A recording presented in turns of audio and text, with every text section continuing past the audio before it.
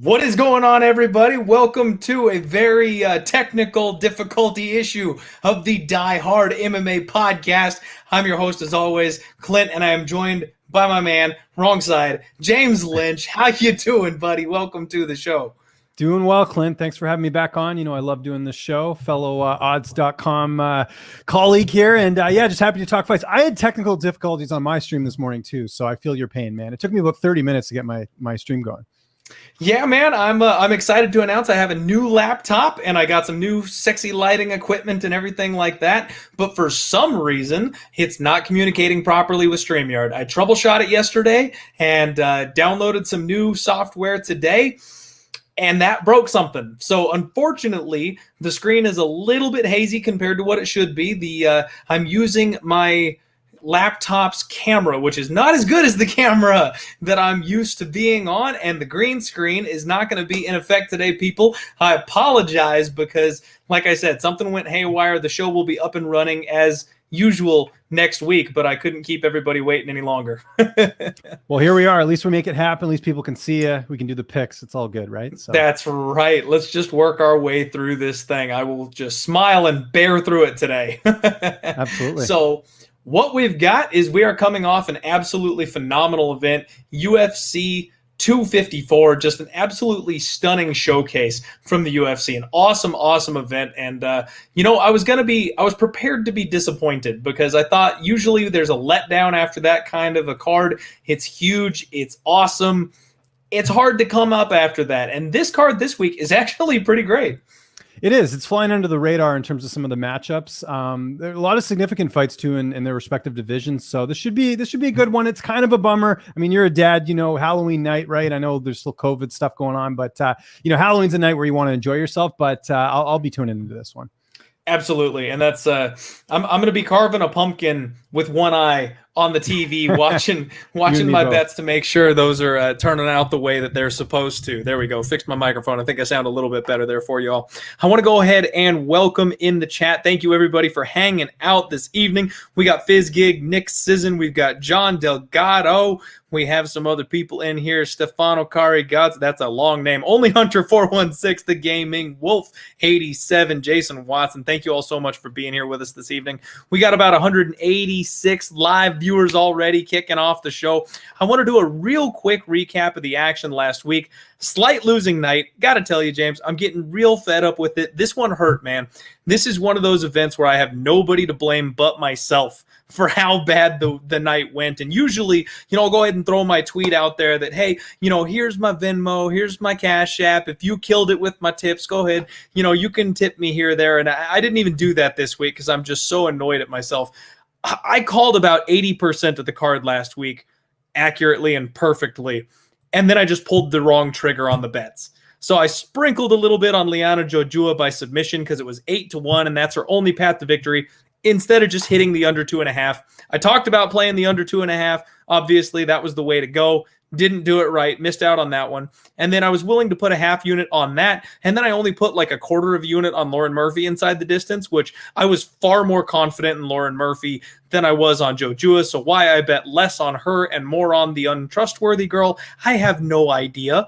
And I should have just absolutely hammered the money line on Lauren Murphy. So I'm pretty pissed off about that.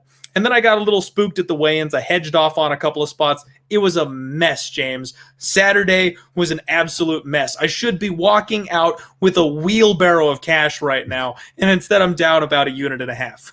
Listen, Michael Jordan missed a few shots in his day, Clint. It's okay. It happens. It's, I actually my picks actually went pretty well on this card myself. The only one I got wrong was for some reason I thought Stefan Struve was going to beat Tuivasa with the height and reach. Didn't end up happening. But other than that, I had a perfect night. All my picks were good. There was the draw. I think probably could have gone to Alvey. I might have gotten that one wrong instead because I did go on Jung in that one. But yeah, just it was an interesting card, that's for sure. I will say I did call the Whitaker fight to a T. That ended up going the distance. I thought Whitaker was going to get it done, but I know you were on the other way with Cannonier. But I'll give you credit for two things. Number one, I love how you're always picking dogs. I think that's great. A lot of people who cover the sport or bet on fights, they usually go with the favorites. I like how you're going against the grain. And also, I love how you're admitting your losses, man. A lot of people don't do that, so I give you credit for that. Thank you, man. I appreciate that. And, that's what I always tell people that listen to the show.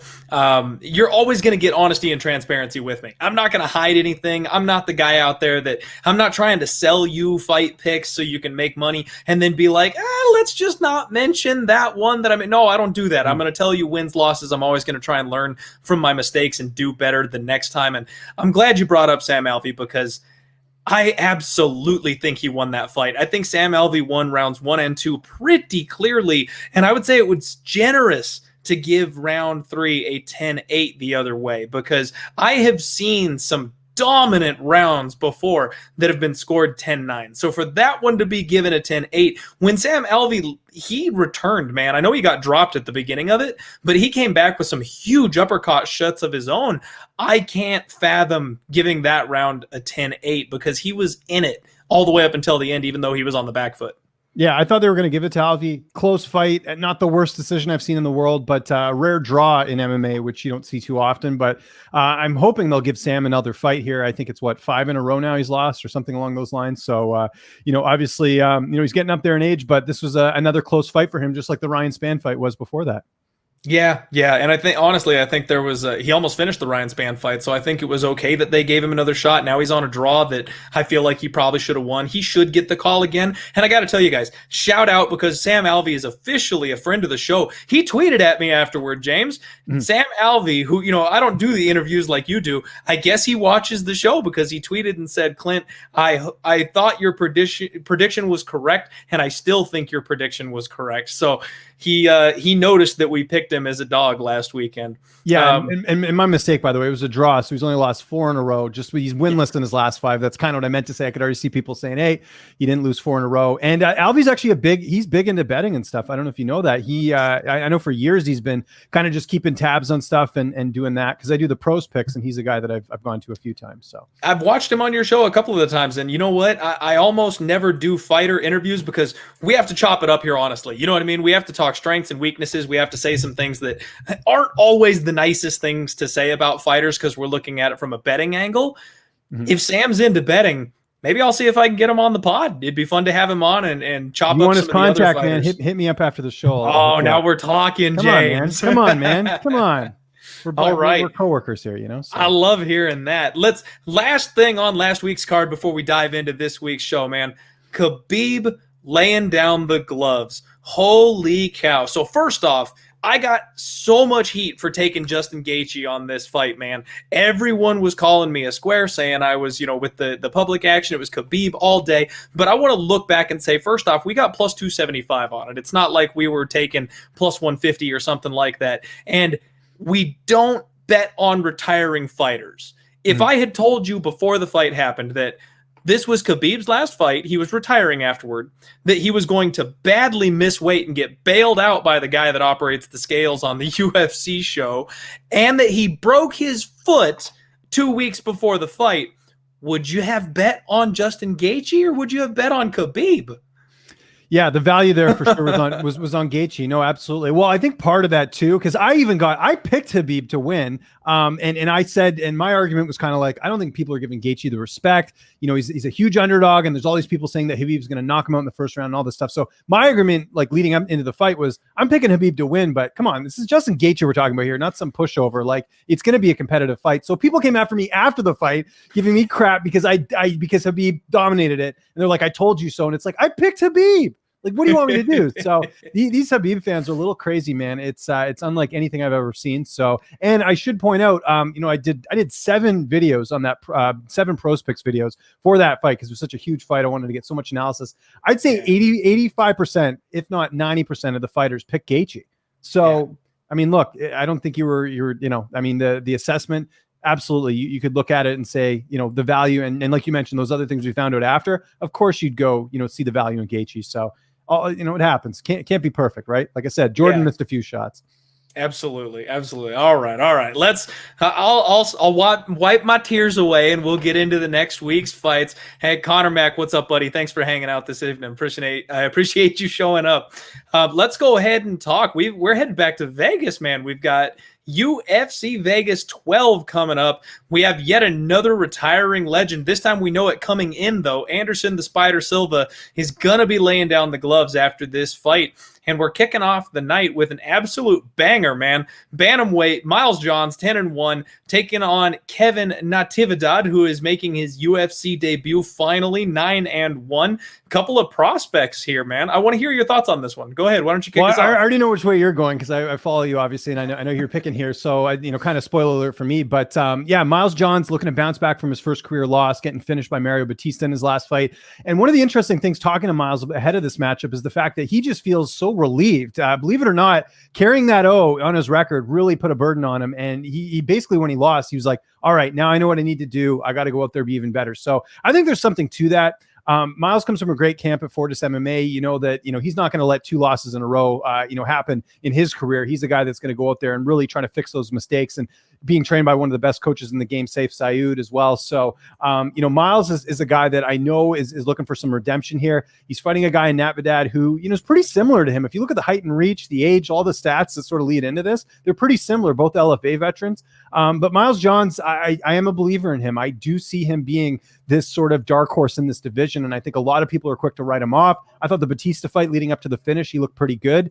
He does have a win over Cole Smith before that, who was undefeated at the time when he beat him last year in UFC Vancouver. So I like Miles Johns here. I do think it's you sort of looking at the two on paper, they're very similar, but I'll go with the guy with a little bit more experience and the guy who comes from a really established camp at Fortis MMA. And of course, Uriah Hall also in the main event from Fortis MMA as well. There's something to that. When you get teammates on a card, you guys are getting ready at the same time. I think that's also another thing to look at, where I think Johns is sort of peaking at the right time. So I'm going to take him by decision. Miles is not much of a finisher. We have seen him finish fights, but not recently. It's a lot of decision wins. I think he can edge this one out over Kevin Natividad, or however you say it. You said it better than I did, but I'm taking Miles Johns in this fight. Okay, all right. I like that there's going to be a little disagreement here right away. Man, we got to entertain the masses, Clint. We can't agree on everything. Kicking off the night with some heat. I like it. And Storm Ireland, my friend, I will add it to the list of places that I need to go. You'll definitely have to give me a drinking lesson, because I pretty much only drink Fireball because I've had a couple bad experiences in my life. It's the only thing I can keep down at this point. So you can drink me under the table when I get the chance to come out to Denver. Yeah. So on this one, I already locked in Kevin Natividad, and I'm happy to report that we beat a decent-sized line move. He opened up at about plus 170. He's down to about plus 150 at this point, so we got a little bit of extra value there on that one. Miles Johns, real strong grappler, man. That's the thing that, normally speaking, I really like from him. He's going to grind out a 15-minute affair. He likes to bully his opponents up against the cage. He does wing these big looping hooks. Like you said, you mentioned the gym that he's from. I absolutely love Fortis MMA. That's a gym I prefer to back, and I agree with you when it comes to fighters, kind of peaking at the same time, pushing each other, that kind of thing. I usually am a fan of that as well. However, I think people are just sleeping on Kevin. I think this line is too wide. He's an extremely aggressive striker, and he is so hard to hold down, man. He does the he subscribes to the Derek Lewis wrestling, the school of wrestling, because what I like to say Derek Lewis has is fuck you takedown defense. He simply stands up, man. He is so physically strong. He'll have a 265-pound man on him and just be like, nope. And that's exactly what I've seen Kevin do in his fights as well. Anytime he gets taken down, he literally had a guy transitioning to his back and stood up to where the guy was in like a standing rear naked choke position. He's just physically strong. And because of that, we've seen Miles Johns' gas tank empty out ever so slightly. I think he's going to struggle to keep Kevin down. And if he can't hang on, if he can't hold Kevin to the floor, I think he's in trouble on the feet. If you go raw power for raw power, Miles Johns, he might hit that machine the UFC has just a little bit harder that rates your punching power. But Kevin is such a slicker striker, and he fires straight shots, which are going to beat those looping hooks that Miles Johns likes to throw. I honestly think that Kevin's going to get a late TKO here. I think round 2 or round 3, I think Johns is going to slow down, and he's been wobbled a little bit. He's been rocked a little bit. When he gets tired, he's not quite the same fighter. Reminds me a little bit of Conor McGregor. When he starts losing that gas, he's just not quite there anymore. And I think Kevin's going to get him late. One quick thing, I did forget to mention this, and you brought up the cardio. It reminds me that Miles actually is working with a new strength and conditioning coach. So that is one thing to keep in mind. He's really worked on that. By the way, if you guys want to find those interviews, youtube.com/Lynch on Sports. I have a UFC Vegas 12 playlist. I interviewed Miles for All Access MMA. You can watch the entire interview there. I actually interviewed him right when he was about to go corner his brother, Elijah Johns, who you guys will see very soon in the UFC, an LFA fighter himself. I think he's a featherweight as opposed to a bantamweight. But yeah, check that interview out if you want some insight into Miles and his training camp and everything leading up. Just love the mindset that he has heading into this fight too. Just really, really positive, and took the loss as a really good learning experience.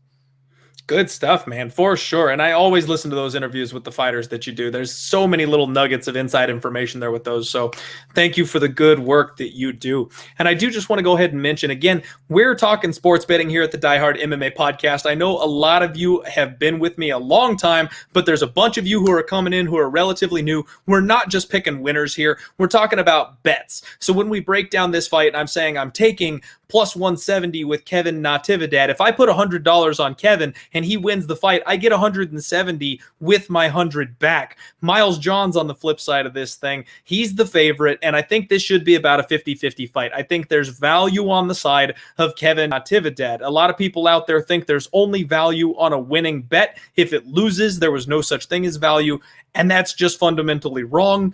If you put yourself in good positions, if it's a 50-50 fight and you're flipping a coin 100 times and you're getting plus 170 every time it lands on heads, eventually you're going to make money. That's how that works. So close fight. Miles Johns absolutely could win this thing, but I'm going to go ahead and roll the dice on Kevin. Next fight up, we have got Cortney Casey coming in here against Priscila Cachoeira. Women's fight here in the flyweight division. Cortney Casey has the most uninspiring record of 9-8-0 on the UFC roster. We've got Priscila Cachoeira at 9-3-0. And records aside, in women's MMA, the records are the worst thing you could possibly do to look at how these fights are going to play out, because Cortney Casey is just so much the better fighter. Even though she's almost a 500 fighter in the UFC, she is miles above where Priscila is, in my opinion. What do you think, James? 100% agree. And this looks like a fight like the UFC's doing her a favor here. She took that fight, I think the last one against Jillian Robertson, on short notice, and a fight that, you know, if you listen to Courtney, and I, again, got an interview with her as well, check it out on the playlist, talking about how she hated that fight. She said it was boring. She felt bad for the crowd that you had to watch the style fight, because she just didn't like the way Jillian was coming forward and not really, you know, engaging much in the fight. And of course, she made a mistake in the third round, ends up getting submitted. But I'm glad you brought up the record, because it's easy to look at the 9-8 record and you get a lot of people out there saying she sucks, this and that. But look at these losses here. I mean, even Jillian Robertson at flyweight, that's not a bad loss to have with the run she's gone on. But look at these losses here. Cynthia Calvillo, Michelle Watterson, the Felice Herrig one, probably would have liked that one back. Claudia Gadea, Sohee Ham, another one she would have wanted back. Joanne Calderwood. I mean, we're talking about top women's fighters, granted it's strawweight, but still really talented fighters here. And she does have a win over Angela Hill in between there as well. So, you know, Cortney Casey, someone that, you know, the record doesn't tell the whole story. But what I like about Cortney as well is that she's just very well-rounded. I mean, it's not like she's, you know, struggles in particular areas.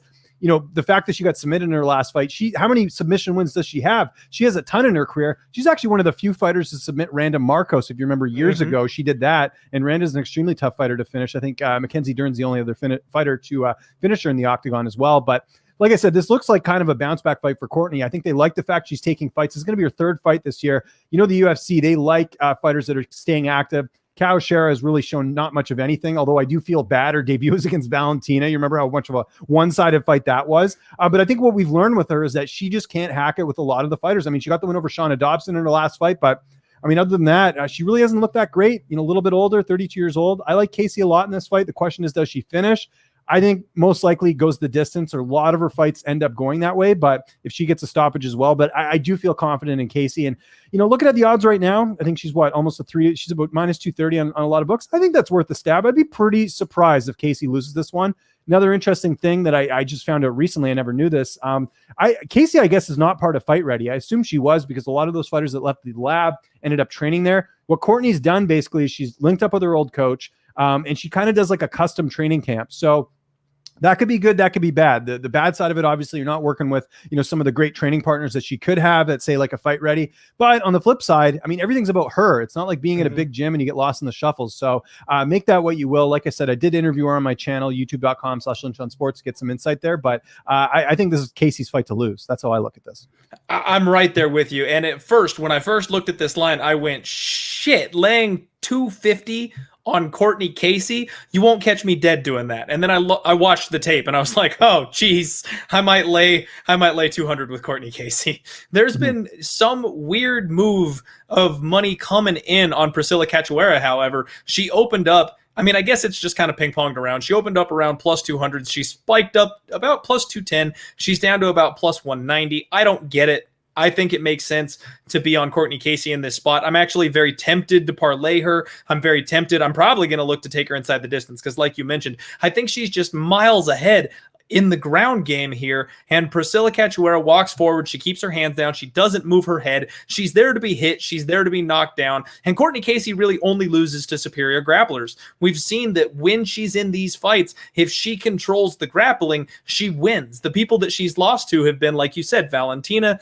Jillian Robertson, Cynthia Calvillo, the people she can't exercise that over. And I don't think she'll have any problem getting that over Priscila Cachoeira. The only thing you've got to watch out for if you want to get that inside the distance spot, instead of taking the sub prop, sometimes they get those heel hooks in, flatten them out, ground and pound TKO. Don't forget, folks, we are back at the UFC Apex. We're going to the small cage again. So we're probably going to see a lot of action, a lot of finishes, and hopefully we will have better judging, because this time around over in Fight Island, it was a little suspect. Yeah, no, totally agree with that. I want to give a shout out, my boy DFS in the numbers DFS by the numbers hanging out in the chat. That's how that was supposed to go. Sounded better in my head than it came out of the mouth. Glad to see. Now, I'm trying to dissect this here. Johns is going to give Natividad the fight that he wants. I assume that means you're with me on Natividad, but just try, let me know. Let me know. Hit me up in the chat here.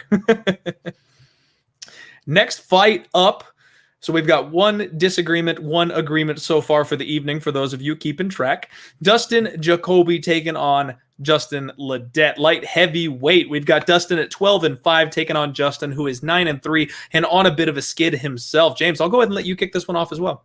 Another setup fight. I mean, I don't know what it is with the UFC. They do not like Justin Ledet. And if you look at the matchmaking that he's had over the last couple of fights, especially Alexander Rakic, Johnny Walker, Alexa Kammer, what do they all have in common, Clint? They're all prospects that they are trying to get over with Justin Ledet. It's pretty obvious what they're doing. And I think they're doing the same thing here to Jacoby. Now, Jacoby, not a newcomer. A lot of people, that are newer fans probably don't remember that Dustin Jacoby, this is his second stint in the UFC. He fought way back in 2011 as a middleweight. One of his losses, he actually went 0-2. He lost to Clint Hester, and then he lost to Chris Camozzi, a guy who actually trains with now, which is crazy. It's just how the sort of the MMA world works. I love when they do that.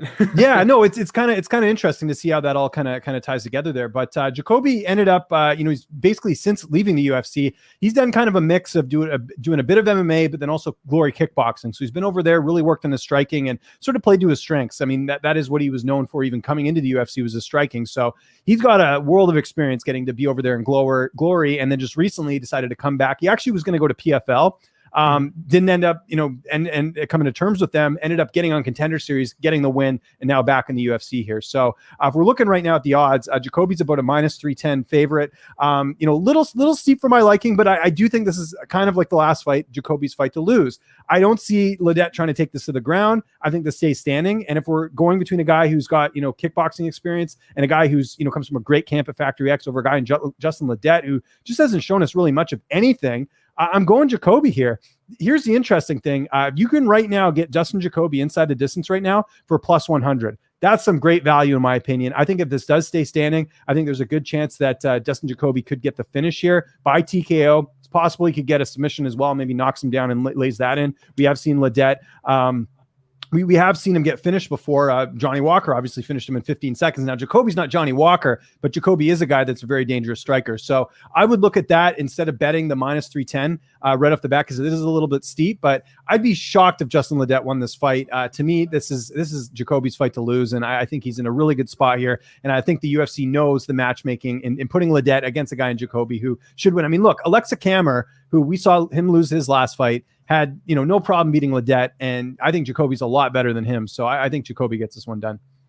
So we're gonna slightly agree and disagree here, and that'll get interesting in just a second here. So I'm with you as far as Dustin winning. I'm totally with you. They offer Justin Ledet up on a platter, trying to get another win over a rising prospect. Justin Ledet is the new Kadis Ibragimov. We've got Dustin, who is he's got that glory kickboxing background, like you mentioned. The only thing that's interesting to me is he actually competed most of his career at 185. Now he's kind of getting up there in age, and he's moving up to light heavyweight. That's not normally something that I like to see. Usually when someone's getting up there in their career a little bit later on and they shift their weight classes, I don't know, it just leaves kind of a bad taste in my mouth for me. So I think he's going to find that he's a little bit small for 205 in the UFC's light heavyweight division, but he was a big 185er, so that's not too much of a strike against him. And again, he's fighting Ledet. Ledet on the other side of these things, he actually looks like he's kind of improving to me. The last couple of fights, he seemed just ever so a little bit better. He's picking his spots a bit more. He's got a nice left hook, but he's got a mostly boxing attack.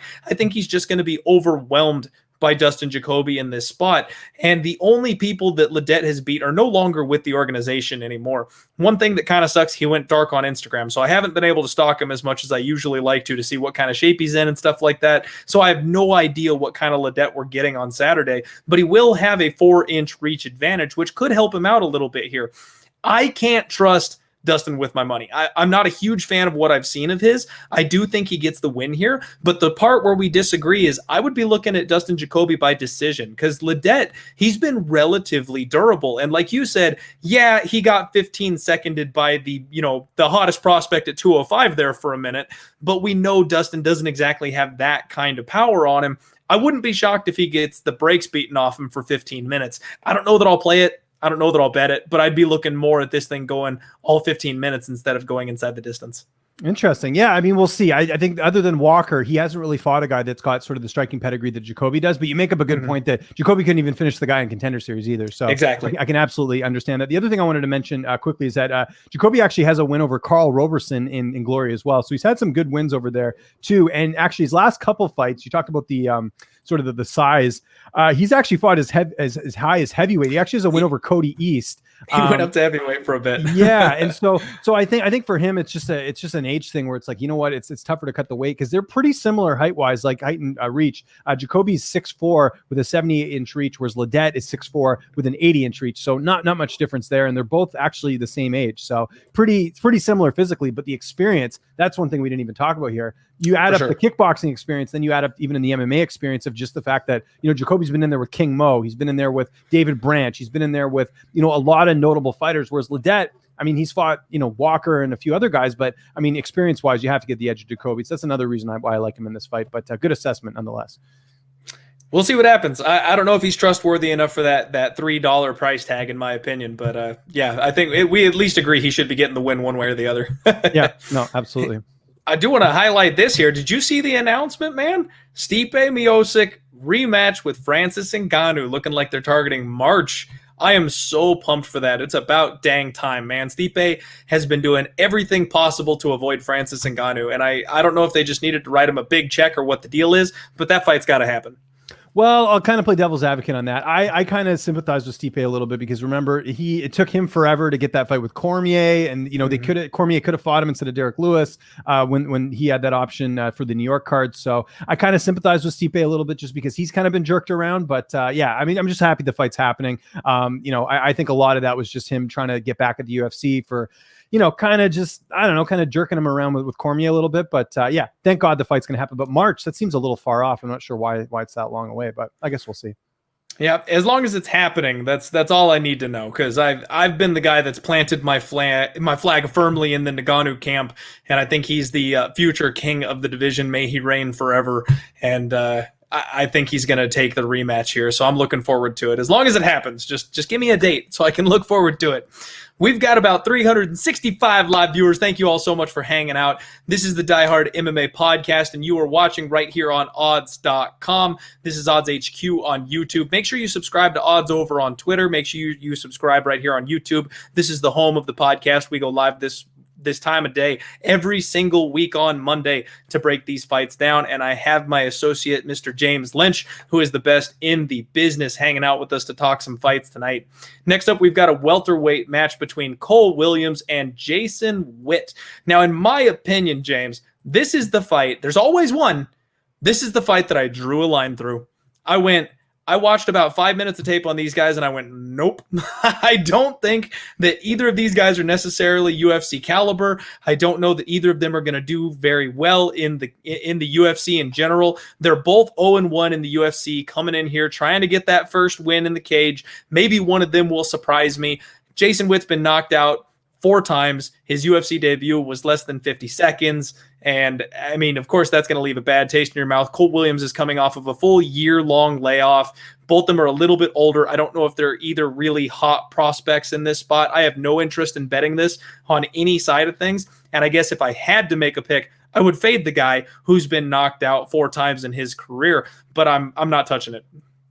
Yeah, I kind of feel the same way. By the way, I forgot to mention in the last one, I interviewed Jacoby for odds.com, so you guys can find that interview on there. I also interviewed Jason Witt as well, if you want a little bit of insight there. Let's talk about some context, though, Clint, because it's easy to look at that last fight, and I mean, that's about as bad as a debut as you can get for Jason Witt, but the circumstances surrounding that are pretty crazy, and Jason talks about that in our interview where, he found out about that fight on like days' notice. He had to get on a plane, get over, take the fight, and then if you guys remember, that fight was supposed to be on the prelims, but because they didn't have his medicals done in time, like literally at the very last second, they actually moved it to the main card. So imagine as a fighter, you've been waiting your entire life to make the UFC. You don't even know if you're going to fight because there's all these logistics that sort of have to go into it. So I almost give him a bit of a pass in that debut because those are some crazy circumstances in terms of having to deal with all that. But like I said, terrible performance getting finished in 48 seconds. But I kind of feel the same way. I know Jason quite well. I've actually seen him fight live. He actually fought up in Canada years ago, fighting a local kid by the name of Ryan Dixon, ended up knocking him out. The crowd went completely silent. And that's the first time that Jason Witt was ever on my radar. This was back in 2015. So I know Jason, I've been following his career for a while. He's had some setbacks, but he's a guy that James Krause believes very firmly in. It's just a matter of him, like in the gym, this guy is outstanding. It's a matter of putting it together in the cage. And you talked about some of the setbacks he's had, losing to Hugh Pulley, losing to Justin Patterson. Those are wins that I'm sure he would have liked back. He also struggled making weight in some of those fights too. So that's been another issue for him that I think he's got under control now. But Cole Williams, 11-2 record, you think, wow, this guy's pretty good, but he's 36. You mentioned the layoff. A lot of the competition he's fought on the regional scene, not exactly notable names here, whereas I'd almost give that edge to Witt. So I think Witt wins this. I think with a full camp, you're going to see a much different fighter than the one you saw in his debut. But I kind of feel the same way where it's like, I think both these guys are kind of on the edge of do they belong in the UFC or not. I know you're going the dog in this one, but just having known Witt and having seen what he's done throughout most of his career, I feel a little bit more confident giving him the edge just based off the experience and based off the fact that he's coming from a really good gym at Glory MMA with, James Krause and Grant Dawson and Kevin Kroom and all the guys we've seen over there recently just really light it up. So I think Witt's going to get the win here finally. And I wouldn't lay any money, though. I would stay away from this one personally as well. I feel you there. I am a huge fan of James Krause. That I cannot state that enough. I absolutely love the guy. He's got a great mind for MMA, and he does some fantastic things with his fighters. So I can absolutely understand taking that angle with it. It just, some of these guys, you mentioned he looks so fantastic in the gym. Some guys just can't make that transition. You know what I mean? Some people rise to the occasion and others wither under the bright lights. And at this point in his career, I got to wonder if he's maybe just that guy that can't quite get up in the moment. So we'll see. Again, I'm not putting any money on it. I'm definitely not betting this fight. I would suggest everybody fireball and popcorn this one, do a shot, get a snack, just hang out. Speaking of which, I haven't thrown this one out there for a while, but if you want a Die Hard t-shirt, fireball and popcorn, the Die Hard stimulus check, or just the one with the sexy logo, I threw just a random shirt on to get ready for the stream because I was, like I said, technical issues, so I'm not rocking it today, but you can find those over on pupsportsradio.com. They do all the merch for the show. Next up, we have got middleweight Sean Strickland making his glorious return against Jack Marshman. And you know what? We're going to see a pattern throughout this entire fight card, James. Huge favorites. Now, last week, I thought there was just a couple of live dogs and the lines were a little too wide, but every single favorite on the card won, except for Da Un Jung. I want to specify. Now, it was a draw. He should have lost, but that's the only one that got the upset.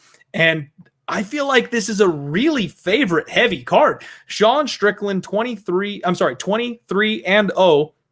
Jack Marshman, 23, 9-0. Sean is coming off a 2-year layoff, and I absolutely hate that. Like, when a young fighter takes a year off, I love it, because they're just going to skyrocket. They're going to work on stuff. They're going to have extra wrinkles in their game, that kind of thing. But this is the kind of layoff that concerns me, and the amount of time for the layoff. When you hit that 2-year point, that's when it kind of starts to feel more like a negative than a positive. Now, before he took the layoff, he was alternating wins and losses. If you're superstitious, go ahead and lean towards the loss coming up for him in this next fight. He's working out of Overcome Academy right now, training with guys like Johnny Walker. He's moving up from 175 to 185, which I think is going to be a good look for him. This dude was a huge 170-pounder. Now, he likes to walk his opponents down. He does have a good long jab. He's got heavy hooks. However, in his last couple fights, he struggled with the leg kicks. Now, like I said, he's coming after a 2-year-long layoff. Maybe he patched that hole up, and he's going to have a 3-inch reach advantage in this fight. Now, Jack Marshman, good head movement, circles decently well, but he's a low-volume guy, big power, very hittable, and he struggles whenever he's at a reach disadvantage. So this is a spot where he's coming off a year-long layoff as well. I'm going to have to go with the guy who I think is the better fighter with that reach advantage, knowing that Jack has a hard time with it. I think Sean Strickland wins this fight, but I can't quite get to the window laying over 2-1 on a guy who we haven't seen in 2 full years. Well, and the big thing you're missing is, why was it such a long layoff? He got in a motorcycle accident. He got hit. I mean, that's like, and I interviewed him for odds. If you guys want to check out the interview, this is why we love having you. I had to cut out a bunch of stuff, actually, because Sean's a bit of a character, and there's some stuff that he was saying that I couldn't keep in the interview, unfortunately. Not fight related stuff, just stuff where he was kind of going off a little bit. He's a character. My first time ever interviewing Sean Strickland, it was a treat for sure. But yeah, he had a motorcycle accident, so he's been out for a very long time. You mentioned the training camp, so I don't know how long he actually trained with Johnny Walker, because Walker had his fight recently. He's only been in Vegas for a short period of time. He did the bulk of his camp at SBG Ireland, right? So from what I understand from Sean, what he told me in the interview, his main camp, he sort of calls himself a bit of a roamer, but he said his main camp is actually at Syndicate MMA, which I actually think is a bad move, because Syndicate's mainly a gym for women in terms of a lot of the bodies that are there. Not a lot of male bodies there. Chris Curtis is there, the Contender Series vet, the World PFL guy as well. But there aren't a lot of like male bodies in there. And from what I've heard from fighters that have trained there, it's a very loose camp. There's not a lot of structure. So I actually think that's a bad move compared to where he was before, which was Team Quest, where, he would have got to work with guys like Sam Alvey and Dominic Reyes and, some of the really notable guys that are over there. So I think that's a bit of a negative here. But I feel the same way about this fight. I think Sean Strickland's the better fighter. I think he's going to look even better at middleweight than welterweight, because he sort of talked in the interview how much he was having to cut weight, and how for this camp, it's not even like a question. Like, he's already pretty much on weight and doesn't need to like focus so much on that. So, certain guys, I mean, obviously I'm not going to make the direct comparison, but, you see like a Robert Whittaker move up and have success in a higher weight class. It could happen here for Sean Strickland as well. And, let's talk about those losses. I mean, the Zaleski one, that's one he probably would have liked back, but losing to Usman and Ponzinibbio, those are not bad losses. I mean, it's certainly more than what Marshman's lost against. So, how I look at this, I'm also a little bit worried. I will point out, though, Brian Ortega kind of smashed that rule about the 2-year layoff and being a younger guy. They're literally almost the same age. And I mean, I think Strickland had a way worse injury than what Ortega had, but still, Ortega looked amazing. So I've learned after that fight with Korean Zombie that, maybe we don't put too much stock into the layoff as much, but saying that, laying that much money on a Sean Strickland, I can't do it. There's no way. I'm going to sit back, do the fireball popcorn thing, whatever you do. Maybe I'm more chips guy myself, but I will sit back and watch this one. But this is Strickland's a better fighter on paper, but Marshman, less of a layoff, not as many injuries. He also got destroyed in his last fight by Edmund Shabazian. So it's an iffy one. There's too many question marks in this fight, but if we're going on of this fight off paper, Strickland's a better fighter, hands down. He should win this. Yeah, I completely agree with you, man. This is one of those ones where, honestly, you fired so much hot intel there that I was trying to keep track of the things that I wanted to respond to as you were going, and we just got too many points. So I'm gonna just go ahead and nod my head and go, you know what, you nailed it. And bringing up the 2-year layoff thing, Ortega is unreal, man. I don't know what they did to that kid, because he jumped like 10 levels of experience in 2 years. I don't know how he did that. And I lost the comment. I apologize. Somebody in the chat said that I'm making Sean Strickland sound like a bum. That wasn't the intent. He's a very good fighter. And like I said, he is the better fighter here. So I do absolutely think that he is going to get this win over Jack Marshman. I just don't want to pay for it. Mm-hmm. And Buffalo Boy, I'm glad you're here, thank you for hanging out with us this evening. So I want to go ahead and give a quick shout out right now. We have got a second sponsor here on the show at the Die Hard MMA podcast, the boys over at GOAT Capital Sports. Give them a follow over on Twitter. They've got very reasonably priced sports packages. And if you don't feel like listening to the great content that people provide here on Odds and you just want a couple of winners, subscribe over there to them. Tell them Clint sent you. They love me over there. They've been killing it. They gave out a couple of free plays the last couple of days, and they've crushed absolutely all of them. They do all the other sports that I am not smart enough to handle. I'm on the under tonight in the Bears game, and I'm going to go ahead and take the 6.5 and cross my fingers for the dog. All right. Bantamweight fight coming up. Adrian Yanez, 11-3, taking on Victor Rodriguez, a short notice replacement for Aaron Phillips. And I do actually have a play on this one. Adrian Yanez, really light on this feet. I love what I see from this kid striking. Very fast, accurate hands, big power, good boxing, nice head movement. He's got these really sneaky hooks, James, and he just rips the body. That's one of my favorite things in the world. When a fighter is intelligent enough to go after the body, I love it. You're just banking that for later. When you get deeper into the fight, round 2, round 3, the air starts to come a little bit more ragged. Your lungs aren't quite filling up the same amount. And that's when they go to the head. They start making you think about your gut, and they go high and they put you down. I absolutely love it. He lost 2 splits in his amateur career. This kid could be 13-1 instead of being 11-3 very, very easily right now. And he had a super fast stoppage on Dana White's Tuesday Night Contender Series. Victor Rodriguez, like I said, kind of coming in on short notice. He's got a pawing left jab.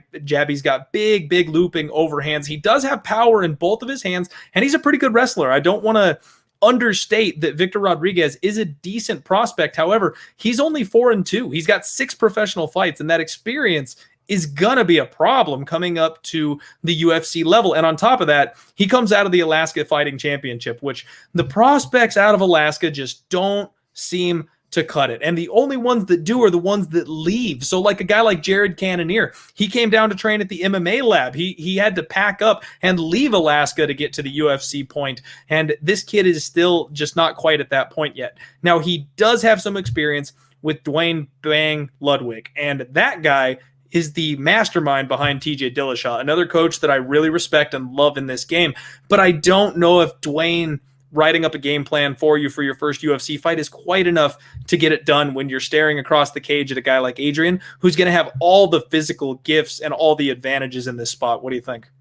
Also interviewed Adrian Yanez for this fight. This kind of reminds me of his Contender Series fight against Brady Hung, where he's fighting a guy that just does not have the experience. I'm glad you brought up Alaska FC. I've been beating this drum for years, and people give me shit for it sometimes, but that is a promotion that, for whatever reason, they give the worst matchups for their fighters. Like, you look at Victor Rodriguez and you look at his last fight. Here's a perfect example. So he fought a guy by the name of Jared Mazurek, who's 8-1. You think 8-1 guy, that's a pretty good win to get you in the UFC. Well, let's look a little bit closer at Jared Mazurek here. Look at these wins that this guy has. The guy he beat to fight Victor was 3-5. The guy before that was 2-2. The guy before that was 6-5. 6-5. Like, this guy, they just, anyone that comes through Alaska FC is always a red flag, because they've done this notoriously. Jordan Wright's a good example, the UFC middleweight. He fought nothing but cans, and then when he fought in Contender Series against Anthony Hernandez, he got absolutely destroyed in a minute, and it forced him to make some serious changes because he wasn't up to snuff. And I think that's something that, and the reason I bring up Brady on the Contender Series is because that was the same sort of thing. Brady had not fought the same type of guys that Adrian did. Adrian was an LFA guy. LFA does nothing but good matchmaking. It grooms these guys. That's why you see a lot of really successful LFA fighters in the UFC, because the matchmaking is not easy. You reference Yanez's loss. His last one was Miles Johns, a split decision loss against a guy that's already pretty well established in the UFC in Miles Johns. Yanez, I think, is peaking at the right time. We saw the stand-up on display in his last fight. This guy is knocking dudes out. I really like him here. In terms of the price right now at -330, a little steep, but honestly, I think you could parlay that. I really don't see him losing this fight unless he goes out there and makes a huge mistake. Comes from another good camp as well. I got to mention he's trained under Sal Solis, one of the legend coaches in this game. This guy used to train Tito Ortiz and trained a handful of fighters as well. So I really like Adrian Yanez in this fight. I think Victor Rodriguez too much too soon. Give me Yanez by knockout in the second round. Get it done. I like it, man. And I was going to say, if you don't feel like doing the parlay, I think inside the distance or by knockout is the way to go on this one. I do have Adrian Yanez locked up as the first leg of a parlay for myself. That's the angle that I'm taking on this one. Like I said, I think this is a heavy chalk card. I think we're going to see a lot of parlay opportunities, and I wouldn't be afraid to, damn near round robin these guys. That's kind of what I was looking at doing, is maybe picking some of my favorite plays here, and instead of just taking them in a couple of like shorter parlays, which is kind of how I have it set up right now, I might just round robin these guys, because I think a lot of these favorites are going to come through, and you're getting just under even money parlaying most of these ones, even the bigger favorites. So I will fill you in on who the other leg of that parlay is when we get to that point in the evening. Lucky for you, you're not going to have to wait that long. Chris Gruetzemacher taking on Alexander the Great Hernandez is our next fight here. We've got a lightweight fight that I'm very, very excited about. A lot of you know me. I've been on the Alexander Hernandez train for a very long time. I like this kid. Even though he's had a couple of bumps, a couple of setbacks in the road, I still believe in him. I think he's got all the tools and all the raw talent that he's going to need to be able to be something in this division in the future. Chris Gruetzemacher, 14-3 coming in here. This is a guy who is willing to eat shots and return fire and just hit you harder than you can hit him. He's got a heavy top game, decent wrestling, but he's incredibly stiff in the stand-up area, and he's very, very hittable, which against the guy who's going to have a speed advantage in Alexander Hernandez, that is not a recipe for success, in my opinion. Hernandez has got a black belt now. He's strong. He's explosive. He's going to be the bigger guy here, and he took a little bit of a layoff himself. We talked about, younger fighters making those jumps up, and I think Alexander Hernandez has had a change of mentality, and that's a big, big deal to me here, because he started to believe his own hype. He started to think that his crap didn't stink, and because of that, he made some bad moves. He didn't change some things around. He was the big dog on campus, and he liked that. Now he's changed gyms, and he's finally getting to where he's got some world-class training partners, world-class talent. He's not the best guy in the gym, and I think that's going to do leaps and bounds for him. It's going to force him to grow. So I think we're going to see a new version of Alex Hernandez, and rightfully so. He's a huge favorite here. I've got him parlayed with Adrian Yanez. That comes to about -139, and I don't mind laying the chalk about -140 to win a unit there. What do you think? I'm totally with you here. I've talked about this a lot tonight, about fights that are kind of set up here. This is one that's set up for Hernandez. You said that, a lot of people like Hernandez, yourself included. I think the UFC likes Hernandez. They like the fact he pops off a little bit. They like the fact that he can, go out there and knock out a Beneil Dariush and be somewhat entertaining. He's had some bad fights too, but I think in general, you sort of know what's there with Alex Hernandez and how the mighty have fallen. I remember when he fought Drew Dober earlier this year. Didn't look so good. He looked totally out of his element in that fight, and Drew made him look like an amateur in that one, and that forced him to go over to Factory X. So a number of things. I didn't have a chance to interview Hernandez. He actually had to reschedule with me, and we didn't end up getting to do it, but I did catch his interview with Mike Heck over at MMA Fighting. Shout out to Mike, one of my favorite guys in the industry. Hernandez, talk about how just back home there was not a lot of structure. It was tough finding training partners. His camp was kind of just, like you said, big fish in a small pond, but he goes to Factory X now, very structured. Mark Montoya has everyone lined up. From what I've talked to just all of his teammates, they love him over there. It's been a great fit, great, getting to work with him and everything. So I think finally him in a great camp, it makes a lot of sense. And this to me looks like a fight that the UFC wants him to win. You've got a guy in Chris Gruetzemacher who hasn't fought since, get this, when Khabib won the lightweight title over Ali Quinta at UFC 223. It's been April of 2018 was the last time Gruetzemacher fought. And this is a guy who's 34. It's not like a spring chicken, so to speak. So you talked about Hernandez being faster. We got the knockout power. I completely agree here. I was a little hesitant. I was talking about this on my podcast this morning of, betting Hernandez in this fight, because you just never know. You hope that it all works out, but there is part of me that just has that Dober fight fresh in my mind. But Drew Dober's miles ahead of Chris Gruetzemacher in this fight. That's the key. Yeah. And I like Hernandez here as well. I might lay a little bit there. I might look at the inside the distance prop, because I think he knows he's got to finish. He's got to bounce back in a big way after that really embarrassing loss to Drew Dober. So I'm taking Alex Hernandez in this fight, and I'd be I think out of most fights on this card, I would be shocked if Hernandez loses this fight. I really would. I completely agree. And honestly, I'm going to be looking at the submission prop, because that's the way that his opponent Gruetzemacher has gone down 3 times. He's got 3 losses by submission. Now, Hernandez could just outpoint him for 15 minutes. Don't get me wrong. It's totally possible. But he talked about getting that bonus. He talked about getting on track, making a statement, re-entering, doing 2.0 for his career here. So if you were going to look for a prop and play Alexander Hernandez straight, personally, I'm going to be looking at the submission prop. Yeah, good call. Really like that. And I want to go ahead and give a shout out here. We've got Aaron Milner stating, I don't understand the round robins. And you know what, people? That is okay. That's why you come here. There's a lot of people who are inexperienced in sports betting, and I love sharing that knowledge. There's a stigma out there, especially on Twitter, people who just don't understand things. You're scared to ask questions because people make you feel stupid for asking it when they've been doing it their entire lives. Ask away.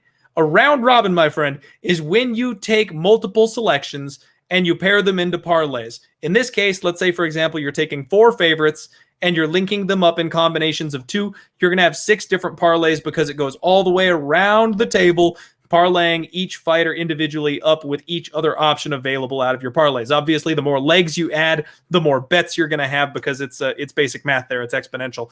But if you do 4 favorites, you get 6 parlays.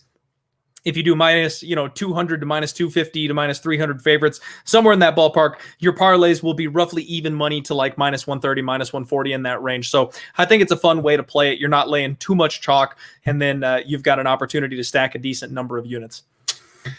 Moving right along, we are headed to the main card here. We've got Bobby King Greene, 27-10-1, taking on Thiago Moises, who is 13-4. We got yet another big favorite here on Bobby King Greene. And I got to tell you, James, Bobby Greene has never looked better. This is a guy who was essentially the new Diaz brother. And I didn't think he was going to go anywhere. And the last couple of fights, damn, has he made some improvements.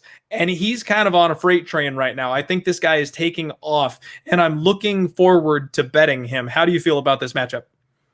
I love Bobby Greene here. I'm going to keep this pretty simple for you guys. To me, this is Bobby Greene's fight to lose. I think it's a pretty clear thing what's going to happen. And so, by the way, I saw someone in the chat saying this isn't going the distance. This is absolutely going the distance. That's Bobby Greene's MO over the last 8 fights. He's gone the distance. So I think I'd be very surprised to see Thiago Moises finish in this fight. Bobby Greene just doesn't have the type of knockout power that's going to end the fight early on. This is what's going to happen. Thiago Moises is going to try and take this to the ground and submit Bobby Greene. Bobby Greene's tough to submit, and Bobby Greene's going to keep this on the feet and try and outbox him. I see the latter happening where Greene's going to keep this on his feet. He's going to go out there. He's not going to knock out Thiago Moises, but he's going to win a decision here. I'm keeping it simple here. I did interview Thiago for odds. You can check that out on the channel. Of course, you're supposed to fight Jalen Turner earlier this year. He got COVID.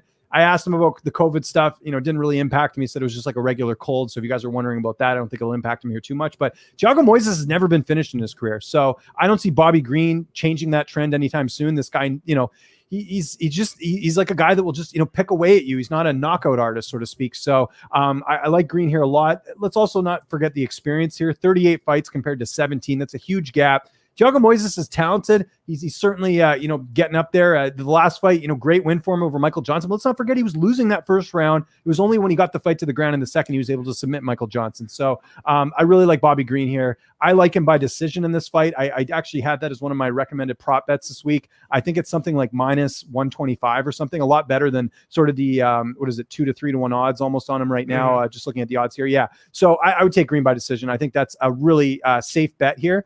I'd be very surprised if this stays on the feet and Thiago Moises wins. Greene's a much better striker. Take Greene by decision. I like that, man. And a lot of people are talking about Moises' ground game, and I know he won his last fight by submission. However, just saying he was losing that fight to Michael Johnson doesn't quite do it justice. He was getting the brakes beaten off of him by Michael Johnson.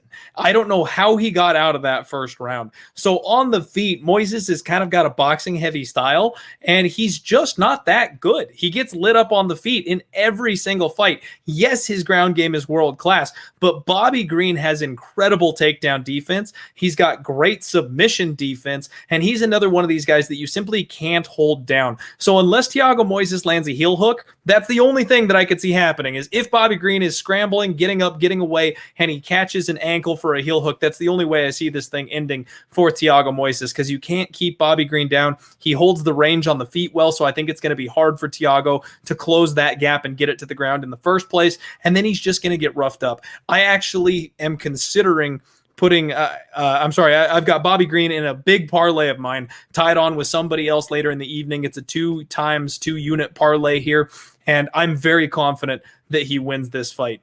Got to shout out my boy Just Bleed in the chat. What's up, my friend? Thank you for spending your evening with us. Another one of our odds contributors here. Yep. Heavyweight fight coming up next. And again, you're just not going to have to wait that long on these parlays. I didn't plan it this way, but that's how it works. Maurice Greene, 9-5, coming in here against Greg, the Prince of War Hardy, who is 6-2 at this point. And man, I've got a little bit of an attachment to Maurice Greene, because if y'all remember a couple months ago, we had the Greene by submission prop in round 3 that broke the internet. We were getting 10-1 on that bad boy when he fought a fat off the couch Gian Villante right when COVID was just getting started. That was a fun evening for us, to say the least. But now he's fighting a real fighter. He's fighting an absolute animal in Greg Hardy, an athlete that most people just can't seem to match when it comes to his physical size, his stature. You know, he's meant for fighting, in my opinion, James. Absolutely. I really like Greg Hardy here. The odds, obviously, very much in his favor at -310. A little steep for my liking for a heavyweight fight. One of the things I've heard people talk about, at least some of the chatter on social media, is how big Mo Greene is, but they're about the same size. I think you got to look a little bit closer here. Greg Hardy's 6'5" with an 80.5-inch reach. Mo Greene is 6'7" with an 82-inch reach. So not a huge reach advantage or height advantage here for Mo Greene. So they're going to be kind of similar that way. And that's something that Mo's had as an advantage in a lot of his fights, is being able to utilize the height and reach. It's not going to really work here in the case. Hardy's a lot faster. Hardy's got knockout power. I don't think he'll go out there and knock out Mo Greene. He could. I mean, Sergey Pavlovich did that in the first round. Maybe if Hardy comes out guns a-blazing, it can absolutely happen. But I think we forget that Greg Hardy's actually gone the distance in his last 3 fights. I know the one was a no contest, but that would have been a decision victory had they not had Inhaler Gate not come into play, so to speak. So Hardy's he's just a better athlete, and he's younger. And there's a lot to like about Hardy here, and that's why he's such a big favorite. But I'm going to throw a prop bet out at you that you probably wouldn't think of, that's actually got some crazy value. Greg Hardy by decision is like +330. I'm absolutely taking a stab at that. Mo Greene, yes, he's been finished. I thought he looked terrible about Gian Villante. I think he was on his way to losing that fight had he not got the stoppage. But at the same time, this is a guy who has kickboxing experience. He came over. The first time I've ever interviewed Mo Greene was before he was on Tough and he was fighting in Glory. And, this is a guy that, has good striking. It's just that at times he doesn't have the best striking defense. I don't think Hardy will go out there and starch him. This isn't like a Dmitry, who's the guy he fought that was just awful? Dmitry Smolakiev. It's not going to be like that. But I could see Hardy just going out there, keeping the fight standing. He's not going to take this fight to the ground. I mean, obviously Mo has a weakness there, but that's not Hardy's game. Hardy's game is to try and outstrike you. He's going to be too fast, too much better. But I think Hardy is either going to finish this, but I am going to take a stab at the decision prop just because that's some crazy odds there. +330 for a guy that should clearly win this fight. I'm going Greg Hardy here. So I really like Hardy, and I definitely like that decision prop. James, it's so funny that you mentioned that, man. Seriously, first off, props for sniping that kind of a parlay. We love those big, juicy lines here on the Die Hard MMA podcast, as you know. And that's kind of the way I was looking here at this one as well, because Greg Hardy has shown a patience that is beyond his years in the game so far, in my opinion. The UFC is pulling him along, giving him the perfect setups, the perfect next opponent. And when he tried to take that step up against Alexander Volkov, we've seen what Volkov is capable of now. People realized he was flying under the radar. It was just a little too much, a little too soon. Maurice Greene, I don't even want to say he's discount Volkov, because it's worse than that. He has the same stature. He's going to have that reach, that range that Greg Hardy struggled with against Volkov, but he doesn't use it nearly as effectively or efficiently. And I absolutely think that Greg is going to have learned from his last fight, and he's going to implement those tools that he gathered to just destroy Maurice Greene. The only issue that I have, now again, this is going to close out my parlay. I've got Bobby Greene parlayed with Greg Hardy. That comes to -125. I'm going to lay 2.5 units to win 2 on that parlay. I see Greg Hardy winning this fight. And the only reason I did the parlay instead of doing like you're doing with the prop or something like that is Maurice Greene really doesn't like getting hit. Yeah. Now, I know I'm a couch jockey. I can sit here comfortably with my stupid green screen behind me because of my damn technical issues again, and I can talk about how bad these fighters can be and stuff. I respect every single MMA fighter out there. Let me once again get that out of the way. But Maurice Greene is a guy who controls the range, and when you close the pocket and you hit him, he just doesn't react well. He covers up, he turns away, he tries to run out of there. He almost got knocked out by Gian Villante. I mean, this guy just doesn't have that that third gear. You know what I mean? When these guys dig deep and they really go for the win, Maurice Greene is the guy that'll shell up and he'll take the TKO loss. So I'm a little worried about Greg Hardy landing that knockout. But if we're talking from a value side of things, plus 330 on Greg Hardy to go the distance, because that seems to be his preferred method of victory, I like that a lot. There you go. Yeah, we agree on that one. We've agreed on a lot on this card, but maybe we'll disagree a little bit further up on here. We'll see. Man, I got to tell you, this card is tough not to agree on because the bookmakers, they get paid to do their job right. You know what I mean? If you've got minus 250 and minus 300 favorites over across the entire card, it's going to be really hard to snuff out some underdogs on that kind of a card. And you know what? Last week, I got to go back to UFC 253. I took a shot on Gaethje because I felt like that was just the time that Khabib was going to have a letdown. And I felt like Sam Alvey was incredibly underrated. And Da Un Jung is just not deserving of that 3-1 tag. These favorites are deserving of their tags. You know, you've got Alexander Hernandez, who has every advantage over Chris. You've got Yanez, who's taking on a guy with 6 professional fights. Sean Strickland, who's taking on Jack Marshman, who's on the chopping block and is probably the bottom rung of the UFC division, probably not going to have a job after Saturday. Justin Ledet, who we talked about being served up to buff out the resumes of people. You know, Courtney Casey taking on Priscila Cachoeira, who's, again, she's on the chopping block after this one as well. Like, it's unfortunate because I love my underdogs. I love taking those shots, but none of these dogs are worth rolling the dice on until maybe the very tip top of the card here. We got a middleweight fight between Kevin Holland taking on Makhmud Muradov. And this is a fun one. I'll go ahead and let you lead the dance on this one. Talk to me, James. Yeah, a lot of people I was on my chat this morning. A lot of people like Muradov in this fight. I'm the other way. I really like Holland in this fight. I think this guy's got a lot of momentum coming through. You know, we talk about Joaquin Buckley's highlight reel finish. How about Kevin Holland finishing Joaquin Buckley? Right. I think how easy it is to forget. A lot of people give Holland shit for his last fight with the split decision against Darren Stewart, but Darren Stewart's one of those like weird matchups where like sometimes you can just make really good fighters look kind of average, right? And I think that's what happened in the last fight. Let's also not forget this is going to be Holland's fourth fight this year. Sorry, fourth fight this year. I was almost going to say fifth. He had a grappling match earlier this year, but still, that's 3 fights already in the books. A lot of momentum there. Even last year, his loss to Brendan Allen, I was at that fight in Boston. That was a fight where he was winning that first round, and I was like, Brendan's in trouble. And then out of nowhere, he makes a mistake. Brendan capitalizes, gets a submission victory. So I'm a firm believer in Kevin Holland. His only other loss in the octagon is against Thiago Santos, which was just sort of like a death warrant for a debut. I mean, you're fighting a really scary guy. And Thiago Santos, and Holland didn't get destroyed in that fight. I mean, he lost, but it wasn't like he looked terrible in that matchup. So and he was talking shit the whole time. Exactly. And I really like Holland here. And with Marty, what kind of concerns me, the layoff, hasn't fought since December. His 2 wins are against guys that aren't even in the UFC anymore. You know, again, and also Holland's going to have a height and reach advantage in this one. Mm-hmm. I think minus 170. I think there's some good value there in Holland. I really like him here. I would bet that straight or even put it in a parlay, but I think Holland's the real deal. And I think, and you know, I know he's taking this on short notice, but this has been his MO all year, is just keep active, keep going. I'll fight anyone, anywhere. It seems to suit him well. So I think Holland's going to go out there and get a pretty impressive decision in this fight. Okay. I like it, man. So you know what? First off, we broke 400, folks. Thank you all so much for hanging out with us here on a Monday night. We've got a 410 live viewers here on the Die Hard MMA podcast, and I'm going to need you all to do me a favor.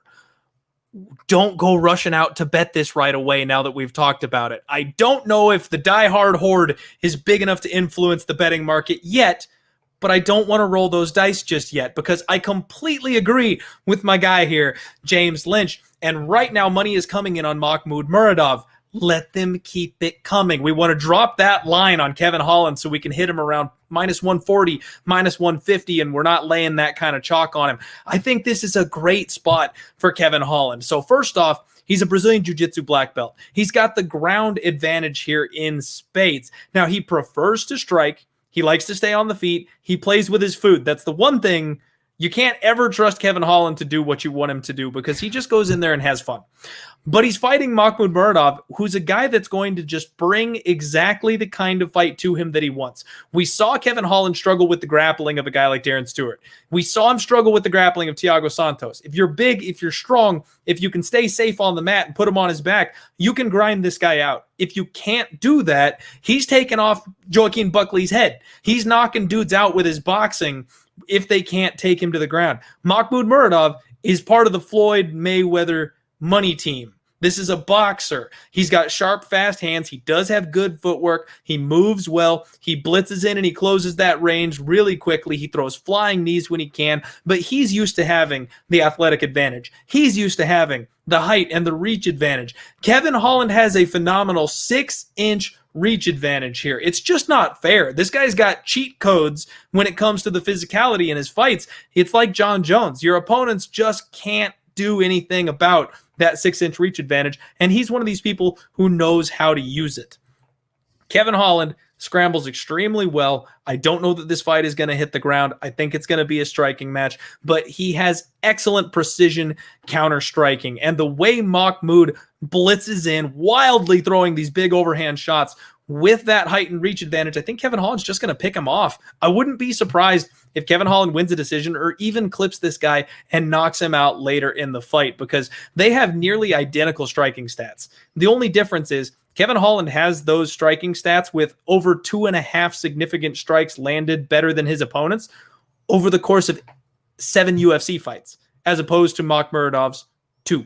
So I think Kevin Holland is the much more proven prospect here. I think he's deserving of that number. I understand people wanting to look for a live dog, and Makhmud looks enticing, and people betting him around the plus 150 range, stuff like that. That's all fine and dandy. I'm going to sit tight. I'm hoping I can get minus 150 or something like that on Kevin Holland a little bit later in the week, but I don't mind eating the chalk once again and doing minus 160 or minus 170.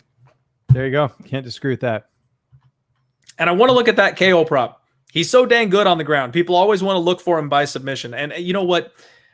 I always tell people to take Kevin Holland inside the distance, because like I said, you can't trust him. You just never know what he's going to do. If he feels like wrestling, he'll wrestle. If he feels like boxing, he'll box. So you don't know how he's going to get it done. But I kind of envision a finish here, don't you?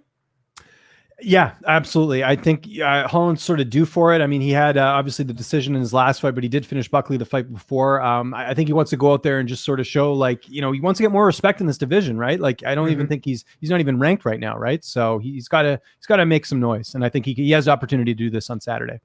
You know what? Kevin Holland might be on my short list for best unranked fighter in in his division. You know what I mean? Yeah. He's just completely underrated, and if I know that would take away from some of what he does, but if he had a coach that could rein him in, if he could get laser focused and put all those tools in the right spot, he would be a monster, in my opinion.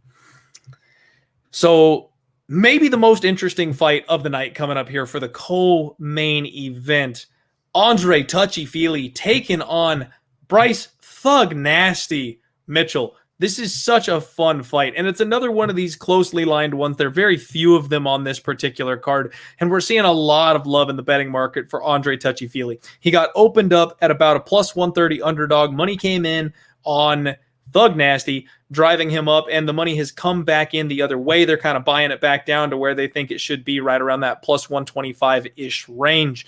Talk to me, James. Tell me about this matchup. Yeah, tough fight to pick. I had a chance to speak with Fili before the fight, about a month out. And, one of the things that kind of stood out to me in the interview, and I don't know if this is just fight talk or whatever, but he's like, you know what, if I want to take Bryce Mitchell to the ground, I'll take him to the ground. And I'm kind of like, why would you do that? Your opponent's strength.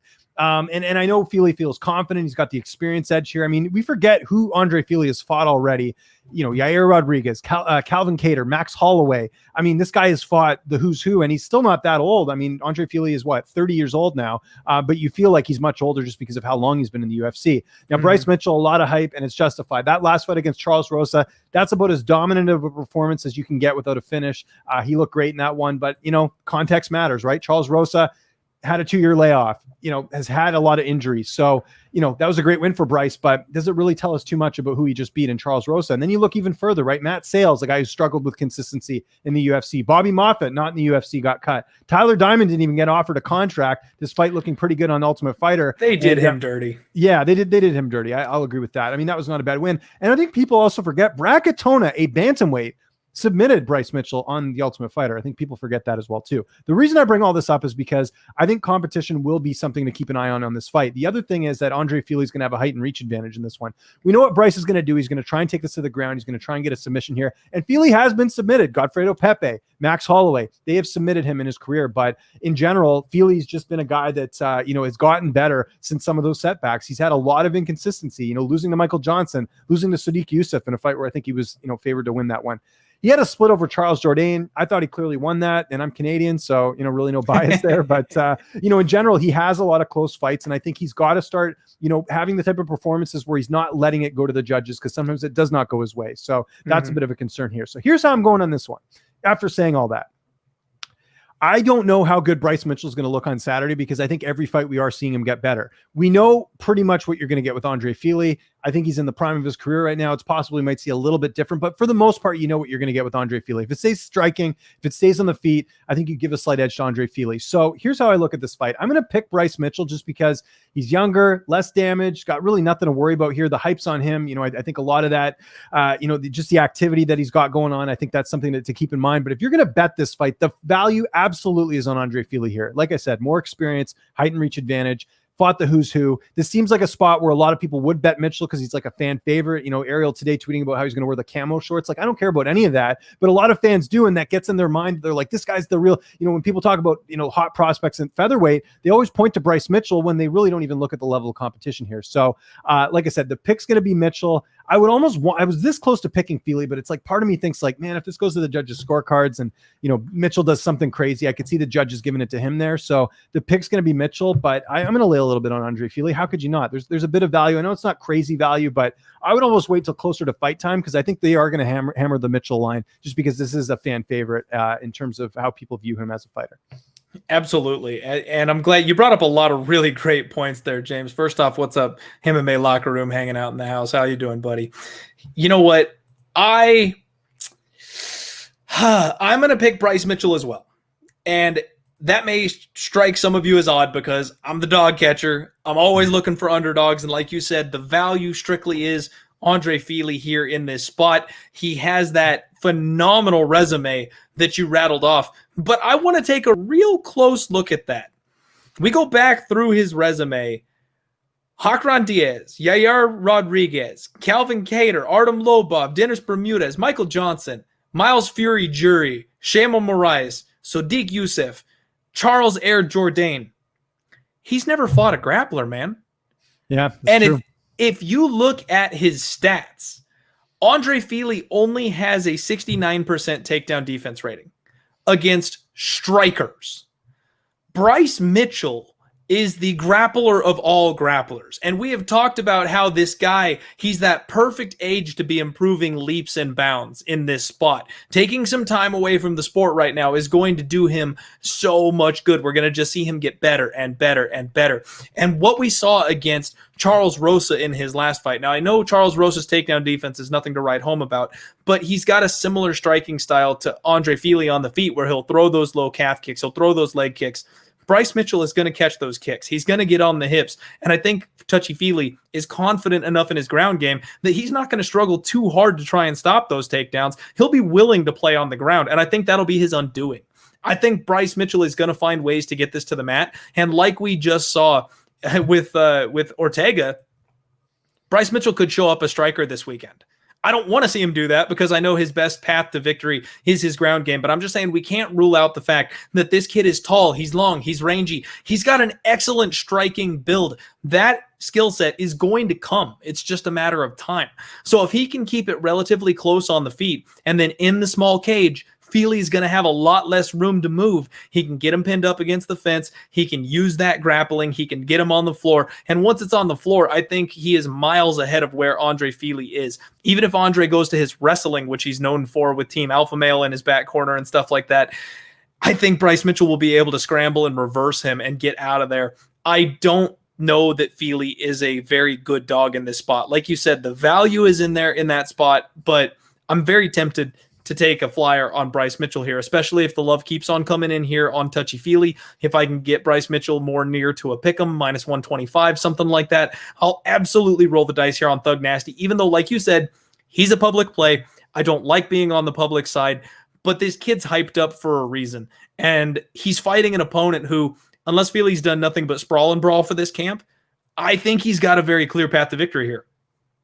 Could happen. The one thing I will just point out again, and I sort of talked about it there, we would have to agree that Andre Fili is by far the best and most experienced opponent that Mitchell's fought. I think that's where I get a little bit worried here, where it's like, is it too much of a jump up now? I mean, obviously not. If you're decisively beating your opponents, this is the right matchmaking. But I mean, I'm just looking at the guys that he's fought, like right now, just doing a quick scan here. Like, no one comes close to the amount of experience here. Like, Fili alone has 21 wins. I don't think he's had a single opponent that's even come close to that in terms of just overall fights. Actually, he did fight a guy who had 18 wins back in like his 4th pro fight, but you get what I'm saying. Like, Fili's, he's fought the who's who. So that's where I sort of get a little bit nervous, but yeah, the pick's going to be Mitchell for sure.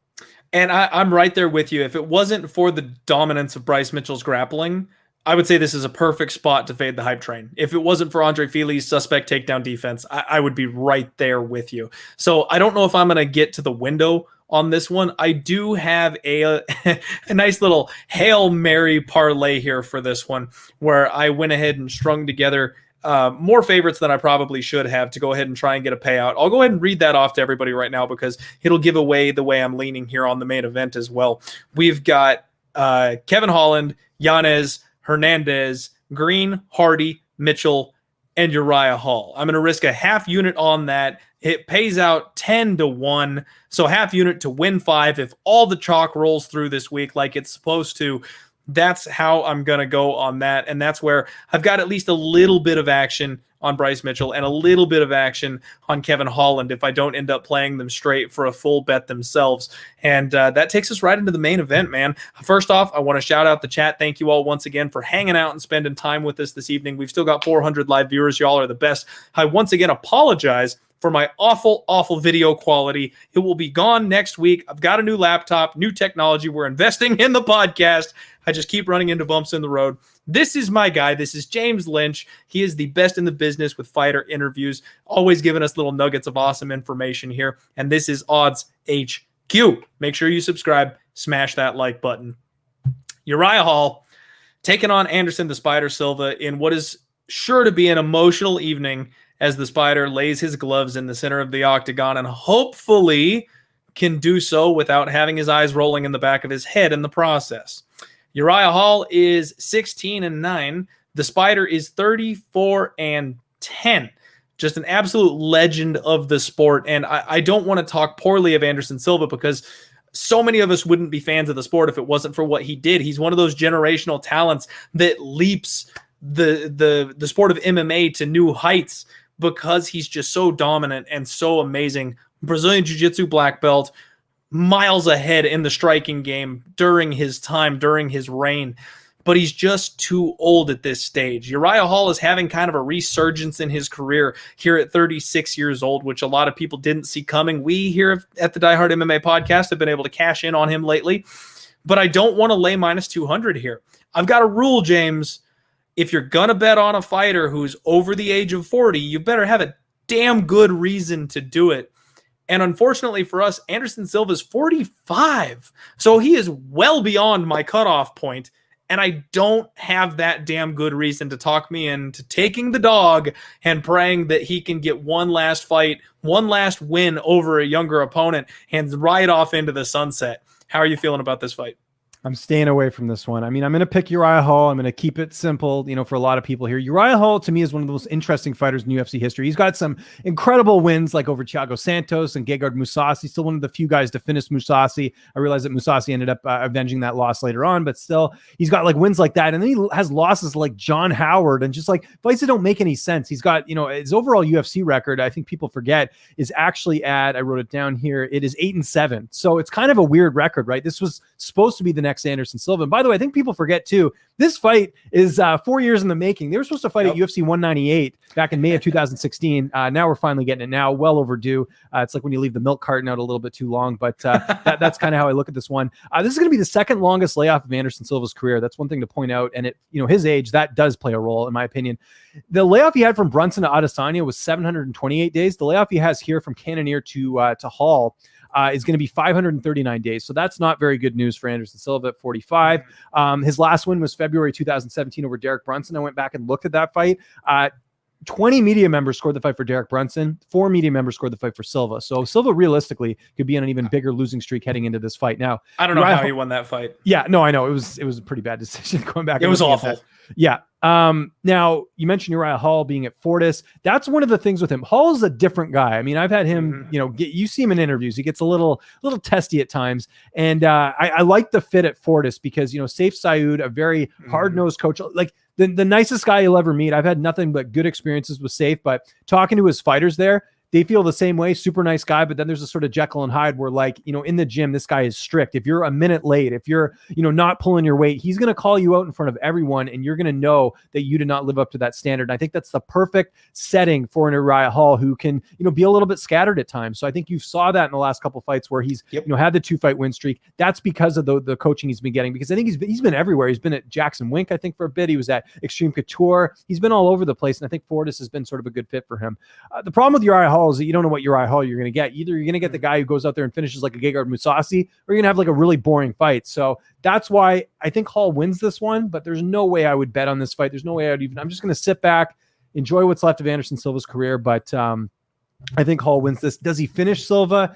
I don't know. Honestly, I don't. Like, maybe he's fighting a legend. Does he get a little, like, is Adesanya couldn't finish Anderson Silva, right? Like, so it's like one of those things. Like, there's too many question marks in this fight with both guys. I got to pick Hall. There's no way I could pick Anderson Silva. Silva hasn't been the Anderson Silva that we're used to in years. I mean, we're talking probably before the Diaz fight, maybe even the Diaz fight. That was the one where it's just like whatever. But yeah, I'm going Hall here, but stay far away from this fight, ladies and gentlemen. That's my recommendation. I feel you there, man. And that's, the one thing that has held up for Anderson Silva really has been his chin. This guy has taken the cleanest shots everybody has had to offer over the last couple of years, and he still has not been knocked out. Now, his record shows 3 knockout losses. Obviously, one of those was to Wineman. The other 2 have been leg kicks. If I could tell Uriah Hall anything, and I tell you this, I legitimately sent the man a DM on Instagram. I said, attack the legs. Because it may sound mean, it may sound rude, but that's how Anderson Silva has been giving out lately. His last loss was to Jared Cannonier, and it was the leg kick TKO that got him out of there because he's just having problems. He's got those knee issues. He had the shin break that was bad. Like that, just he's not what he used to be there. And I agree with you that sometimes you don't know what Uriah Hall you're going to get, and that's why I haven't included him in any like big parlays or anything. He's in my Hail Mary, he's in my sprinkle, my long shot parlay, but he's not tied in with my other favorites because you just don't know what you're going to get. Now, I've done my due diligence. I've done my Instagram stalking, and there is a picture of him standing next to Superman Span, and Uriah Hall is in the best shape I have ever seen him, James. If you all get a chance, roll on over to Instagram and just check out the posts that Uriah Hall has made. Uriah Hall is he's one of those fighters that you nailed it with Saif being his head coach. He's a video game controller. He needs a mastermind at the helm. He needs someone pulling the strings, and he's got that now. I think we are seeing the Uriah Hall that we were all hoping to see 5 years ago. The only issue for me with Uriah Hall is he's been knocked out a fair few times himself, and if Anderson Silva's got anything, he's still got that power.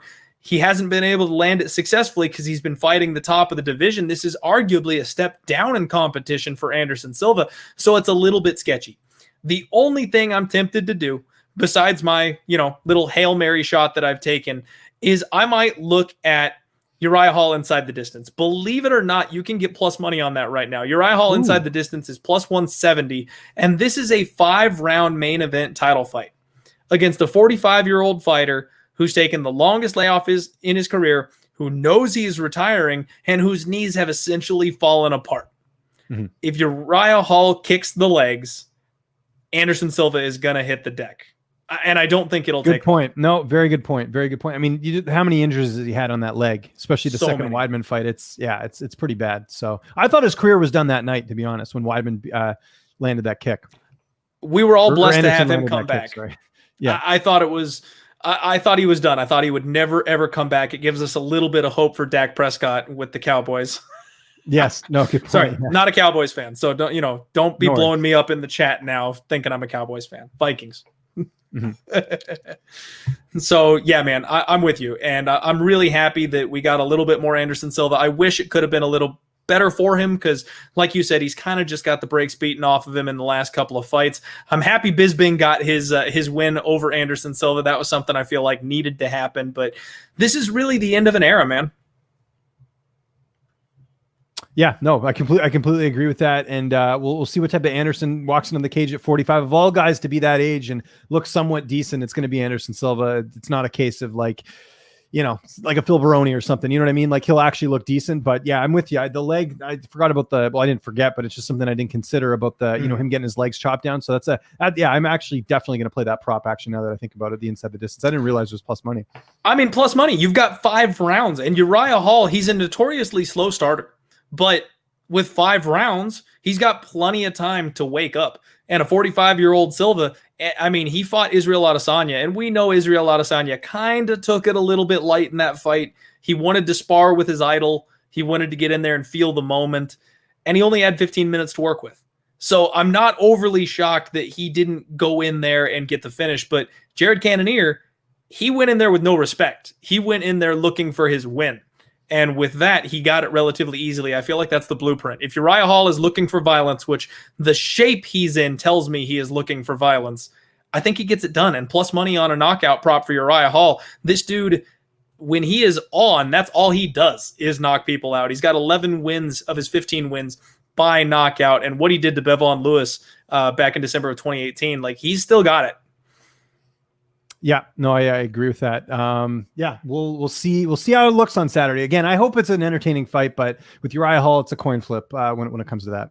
Very true. Now, we do have one special little treat for all of you who didn't bounce as soon as we said that we're picking Uriah Hall. We've still got 376 people hanging out. There's a damn good Bellator card this weekend, James. Yep. Got some insight in that card too. I interviewed actually 3 fighters on that card coming up here on Thursday. So I interviewed nice. Gegard Mousasi, interviewed him, just dropped that interview today. Interviewed Henry Corrales and interviewed 4. I interviewed Bobby Volker as well. So Bobby Volker, Jake Hager, and Gegard Mousasi and Henry Corrales. You can find that all on my Bellator playlist on my channel, youtube.com/LynchOnSports. I know we're going to get into the main event. Let's get into it now. The odds are pretty even. I think Mousasi is a slight favorite. I'm looking right now, -170. This is a close fight. Like Lima is no joke, especially if this fight does stay standing. You know, it'll be very interesting to see who the better striker is. I tend to give the edge there to Mousasi just with the K1 kickboxing experience and the fact that this guy's fought like at heavyweight before. Like Lima's coming up, but Lima really is a middleweight. Like if you've ever seen Lima in person, I saw him years ago when he fought Ben Saunders at Casino Rama in Orillia, Ontario, back when I was living in Toronto.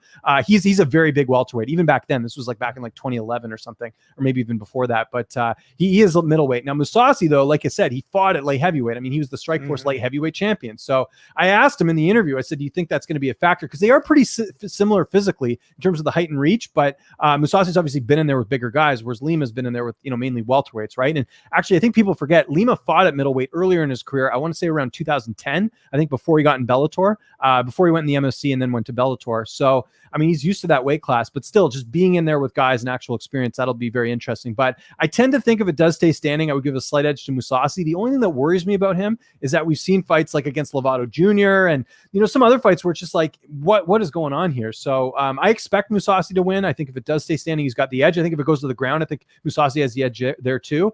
But it'll be interesting with both guys having pretty big layoffs heading into this fight. I couldn't agree more, man. Douglas Lima is 32. Gegard Mousasi is 35. And they both just got an absolute wealth of experience. The difference is Mousasi's actually got a decent-sized reach advantage. Physically, their height is similar, but Mousasi's got about a 5-inch reach advantage. And when I did the tape on this one, what stood out to me is that Lima is incredibly explosive. He's going to have a speed advantage here, although I think, like you said, Mousasi's got a better pedigree for striking. I think he may have a striking technique advantage. But Lima really struggles with the grappling. He does have an active guard, but he's been taken down in many of his past couple of fights. And Mousasi is a great wrestler, being the bigger man with the strength advantage, a great gas tank.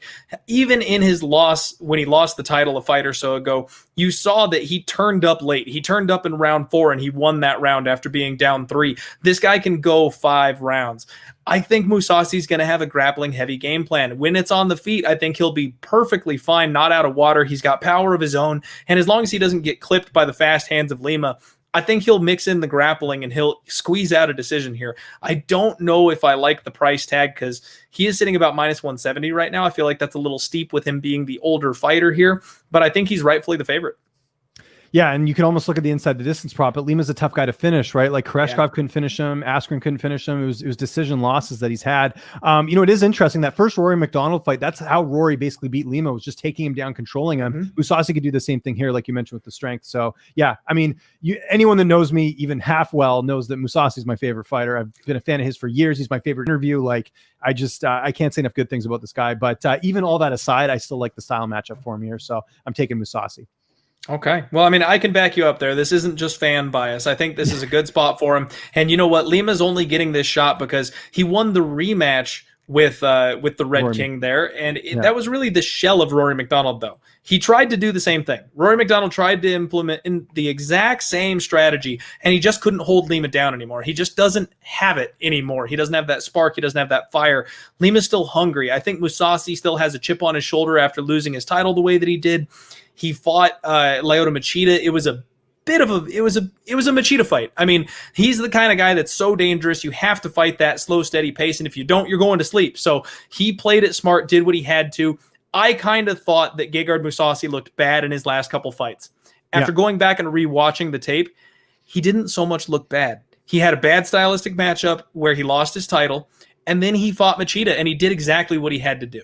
So I'm on Lima here. I'm not sure if I'll get to the window and bet it, but I'm kind of tempted to do so. Maybe I'll throw him in a parlay. But it's funny. This is where we can disagree just a little bit again. I would be tempted to go Lima by decision. Not Lima. Mousasi by decision here. Lima's so hard to finish. He is so hard to finish. And I think Mousasi's going to come grappling heavy, which should extend this fight. And you know how these guys get. When it's round 4, it's round 5. They don't quite have as much pop in their punches. They've got blood making their arms heavy. Like, they just don't have that finishing ability anymore. I think Mousasi by decision, if you can get a prop line on it, might not be a bad way to look. Absolutely. I don't know if we're going to talk about any other fights. I'll kind of give you some quick Cole's notes on the rest of the card here quickly. Just some fights that sort of catch my eye. Henry Corrales fighting Brandon Gertz in the co-main event. A lot of people forget this is Gertz going down to 45, and at 35 years old, I think that's a bad move for him. I think it's a little bit too late. Him moving down a weight class. Generally, fighters that do that later in their career don't do so well. And Corrales, I think, is criminally underrated. You look at the 2-fight losing streak, but you look at who he's losing to. Juan Archuleta, Darian Caldwell. Caldwell just out-wrestled him. Archuleta, very close fight, but Corrales even told me himself he hated that fight. He hated that Archuleta was kind of playing more of like a, kind of a tactical game, and he didn't have an opponent that's going to stand and trade with him. Well, Gertz is going to do that, and if he does that with Henry Corrales, he's going to potentially get knocked out here. I really like Corrales in this fight. Corrales also got a new 4-fight contract. He knows the promotion's on his side here, win or lose, so Corrales is going to look great, and he did get to work with Eddie Cha. A lot of people were wondering that. Cha did come back in time after the Korean Zombie fight to get to work with him, so he did get that coaching, which is going to be a key thing there. Really interested in this Bobby Volker and Sabah Hamasi fight. Volker, Strikeforce vet coming back in, hasn't fought in a long time, but Volker's 41 years old. And, he has looked pretty good on the regional scene. If you look at his record overall, just the one loss to Zach Busha, since he's left the UFC, he's gone on a 1, 2, 3, 4, 5, 6, 7, 8, 9, 10, 10-1 in his last 11 fights. So Volker's got a nice winning streak, but Sabah Hamasi in his last fight really showed me that this guy has turned a corner. I could see Hamasi pulling this off. I'm not sure where the betting line is going to go on this one, but I would imagine Hamasi is going to be the favorite. This Taylor Johnson and Johnny Eblen fight's going to be great. Johnson looked great in his last fight, getting that upset win over Ed Ruth. Keep an eye on him as well. He's another guy that Bellator scooped up from the UFC. Johnson lost in Contender Series. UFC wanted nothing to do with him, so he goes over to Bellator, gets a multi-fight contract. Another fight to keep an eye on the prelims. Jared Scoggins, the brother of Justin Scoggins, going to be making his Bellator debut. This guy's got a 10-1 record, just the one loss to Jesse Bazzi, who's a teammate of Cody Stamen back at Michigan Top Team. Pretty solid fighter, but Scoggins is very dangerous as well. Done a really good job, put the time in on the regional scene. But he's fighting a guy in Toby Misek, who you guys remember had a big upset victory over Eric Perez in his Bellator debut as well. So really good clash of styles there. Adam Borax is also on this card too, taking on this Eric Sanchez guy who's 9-5.